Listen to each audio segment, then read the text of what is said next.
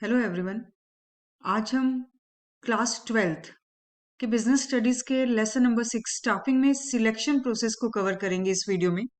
इससे पहले हमने रिक्रूटमेंट के टॉपिक को कर लिया है। After recruitment selection starts. As a result of recruitment many applications are there for the vacancies. और अब उसके बाद हमें उन सारी एप्लीकेशंस में से कुछ बेस्ट पीपल को सिलेक्ट करना है। तो वही चीज हमारा सिलेक्शन का मीनिंग बनती है, चूजिंग मोस्ट प्रोमिसिंग कैंडिडेट। जो हमारे पास रिक्रूटमेंट की एप्लीकेशंस आई है उन सब कैंडिडेट्स में से choosing the most promising most suitable candidate is known as the selection. तो ये हो गया हमारा सिलेक्शन का meaning, that the best candidate, the most promising candidate is going to be selected. That process is known as selection. अब इसी के साथ एक चीज और यहाँ पे बता दें, आपको पहले भी बताया था प्रीवियस वीडियो में, selection is known as a negative process. Why? क्योंकि आप इस डायग्राम से समझिए कि कुछ हमारे पास कुछ लिमिटेड वैकेंसीज हैं। फॉर एग्जाम्पल, अगर हमारे पास 5 वैकेंसीज हैं, ठीक है, उसके लिए रिक्रूटमेंट के उसमें बहुत सारी एप्लीकेशंस आ जाएंगी। 5 वैकेंसीज के लिए हमें 200 पीपल ने अप्लाई कर दिया, 200 एप्लीकेशंस आ गई। इस वजह से हम रिक्रूटमेंट को कहते हैं एक पॉजिटिव प्रोसेस। लेकिन अब out of these 200 only 5 people are going to be selected, so that's why rejections are more in selection. Only 5 are selected, but 150 people are rejected. So that's why selection is known as a negative process. Why? Because the rejections are more than the selections. अब इसके बाद हम अपने main topic पे आते हैं, that is the process of selection. Many people applied for the job but few are selected. So what is the process of selection? In short, अगर आप सारे पॉइंट्स को एक बार देख लो फिर हम डिटेल में करते हैं।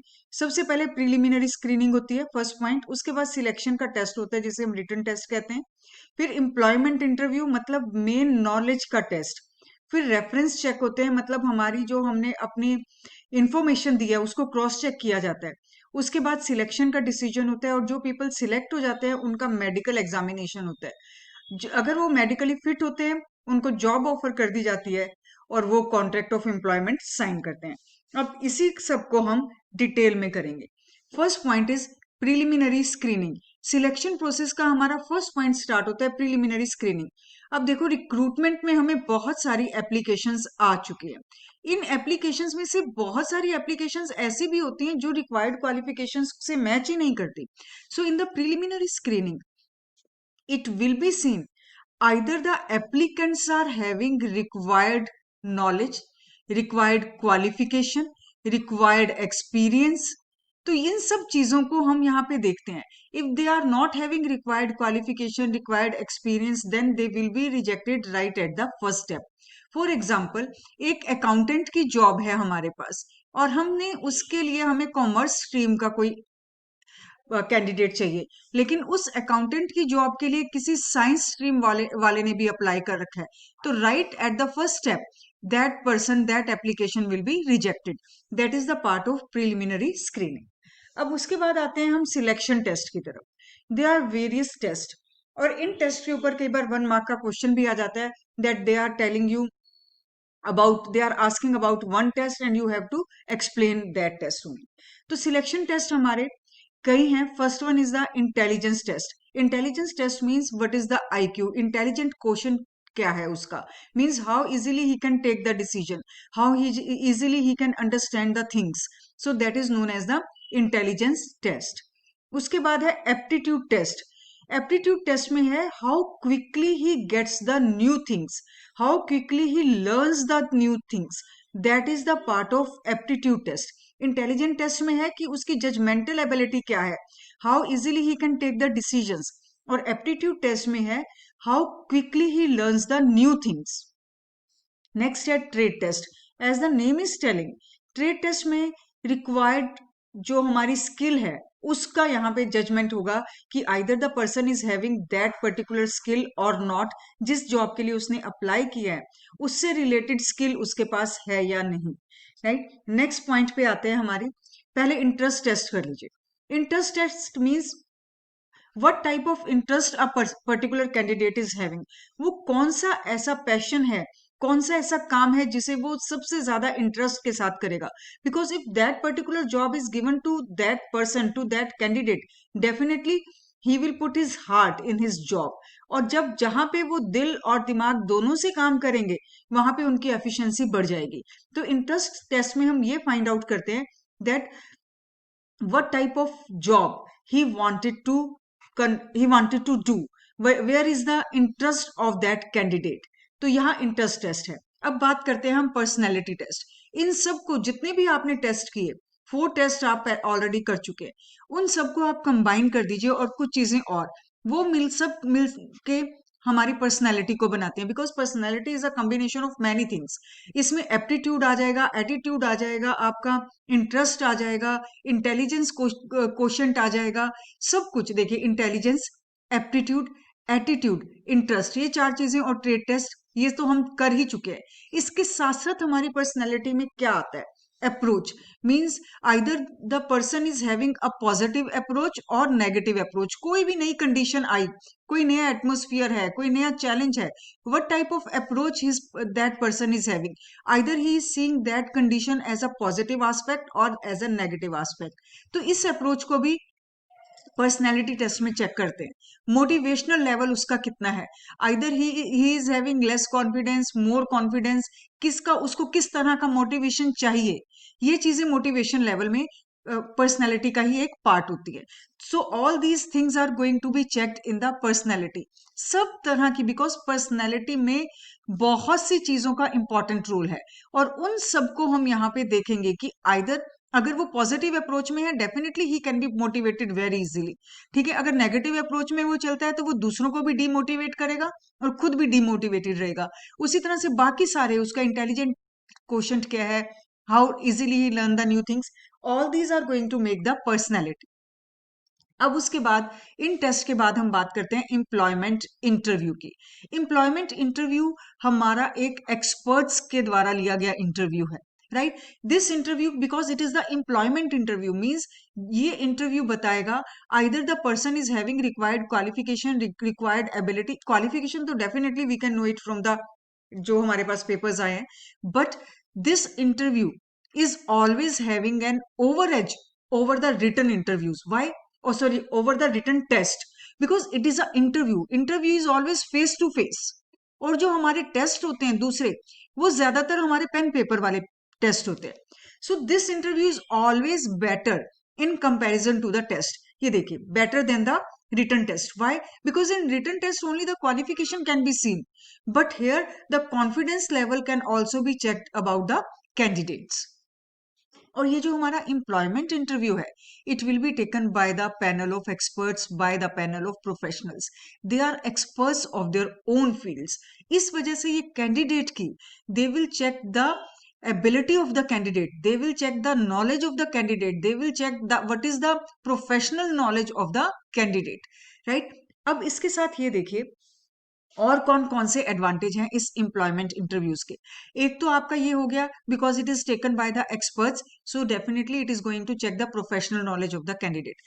Second, it is better than the written test। Why? Because here the confidence level of the candidate can also be checked। ये confidence level हम written test में check नहीं कर सकते, right.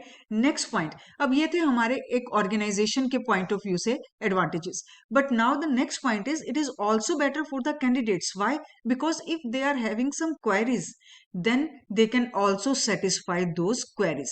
they can ask where will be the posting, what will be the basic salary, what will be the main working conditions। so such type of questions are always there in the minds of the candidate, और ये सारे satisfy हो सकते हैं employment interview में। Means the experts will check the candidates and candidates will satisfy their queries. Next point की बात करते हैं, checking the references and checking the background. देखिए बेटा, what are the references? when the candidates are going to apply for the job, they are going to fill a application form। उस application form में एक column होता है that they have to give the names of 2 references। कौन से होते हैं ये 2 references? मतलब उन्होंने किसी ऐसे 2 लोगों का नाम देना है जिन्हें वो जानते हैं, and from those references the organization can cross check all the information that is given by the candidate। for example, A is a candidate, right? ए ने अपनी एप्लीकेशन फॉर्म भरी, उसमें एक कॉलम था कि आप किन्हीं दो जानकार लोगों के दो रेफरेंसेस के नाम दो, राइट। फॉर एग्जाम्पल उसने बी और सी का नाम लिख दिया। अगर उसके सारे अपने जो हमारे प्रीवियस जो 3 स्टेप्स हैं वो क्लियर हो गए, then the organisation will cross check the information from B and C. जैसे what is the personal character of A, from where he has his qualification. तो ये क्रॉस चेक करते हैं इंफॉर्मेशन बी और सी से कि either all the information that is given by A is correct और not. ठीक है। अब एक और क्वेश्चन दिमाग में आता है दैट क्योंकि ये तो नेम्स बी और सी के किसने दिए हैं, ए ने खुद दिए हैं, so generally these are biased. Definitely all the information they will not give the right backup, they will not give the right information, they will say only those things which are already said by a। लेकिन फिर भी इनको cross check करके ए के बारे में, candidate के बारे में एक रियल इंफॉर्मेशन सामने आने के बहुत चांस होते हैं। So references are biased but still they are very useful to cross check the information. Next point आता है हमारा सिलेक्शन डिसीजन। अगर हमारे सारे पॉइंट्स 4 स्टेप्स किसी कैंडिडेट ने क्लियर कर लिए, देन उसकी सिलेक्शन हो जाती है, एक सिलेक्शन लिस्ट बन जाती है और उसमें उसका नाम आ जाता है। ठीक है। अब जब इस लिस्ट में नाम आ गया तो उसको मेडिकल एग्जामिनेशन के लिए भेजा जाएगा। For this medical examination the company the organisation can have their own doctors, and if they are not having their own doctors तो उनका किसी हॉस्पिटल के साथ कॉन्ट्रैक्ट होता है। The candidate will go in that particular hospital and from there they can have their medical examination. अब ये medical examination भी क्लियर होने के बाद the job offer is given to the candidate। इस तरह से जिनके 6 steps clear हो गए, those person are given the job offer, means how the job will be offered to them by the letter of appointment, means now they can come and they can join the organization। इस letter of appointment में बहुत ज्यादा चीजें नहीं लिखी होती हैं। here they are joining date होगी उनकी, terms and conditions will be mentioned and reasonable time will be given for joining। ऐसा नहीं है that whenever the job offer is given to them immediately they have to join the organization, but the reasonable time, for example 1 2 3 months are given for joining, right। अब उसके बाद next point हमारा आता है contract of employment. Now अब उनको job offer हो चुकी है, now it depends upon the candidate, either they are going to accept the job और नॉट। अगर वो उस जॉब ऑफर को एक्सेप्ट कर लेते हैं then they are coming under the contract. ठीक है। One contract of employment will be signed by the organisation as well as by the candidate और बाय द अपॉइंटेड कैंडिडेट। ठीक है। और उसके बाद जैसे ही वो साइन होगा, नाउ उनके कुछ डॉक्यूमेंट्स है, some important documents will be exchange by both. ठीक है। ऑर्गेनाइजेशन को जो डॉक्यूमेंट्स चाहिए they will ask for those documents from the candidate, और जो उनको अपनी तरफ से कैंडिडेट को देना है those documents will be handed over to the candidate. तो यहाँ पे जॉब ऑफर उसने एक्सेप्ट कर लिया, contract of employment they came under it and the documents are exchanged. Now what are the contents of the contract, right. इस contract में क्या होगा, it will make all the things clear between these two persons, one is the organization and second is the candidate। So what will be written in the contract, what are the working hours, what are the duties of the person, what are the responsibilities, what are the pay, what are the allowances, what are the leave rules and regulation, what are the disciplinary rules and regulations, terms and conditions for the job, and what are the probation period। what is the meaning of probation period, कि कितने time period के लिए वो temporary रहेंगे और कितने time के बाद उन्हें परमानेंट कर दिया जाएगा। जितने टाइम पीरियड के लिए वो टेम्परेरी रहते हैं that period is known as the probation period of the candidate. So all these things are made clear in the contract. इस तरह से अब आप देखो इस सिलेक्शन के प्रोसेस में हमने ये सारे 8 पॉइंट्स किए हैं। पहले उनका प्रीलिमिनरी इंटरव्यू था, उसमें ये देख लीजिए प्रीलिमिनरी स्क्रीनिंग थी जिसमें if the candidates are not having the right qualification, right skill, right experience, उनको शुरू में रिजेक्ट कर दिया। उसके बाद रिटन टेस्ट हुए, फिर employment interview it was done by the panel of experts, फिर रेफरेंस चेक हुए।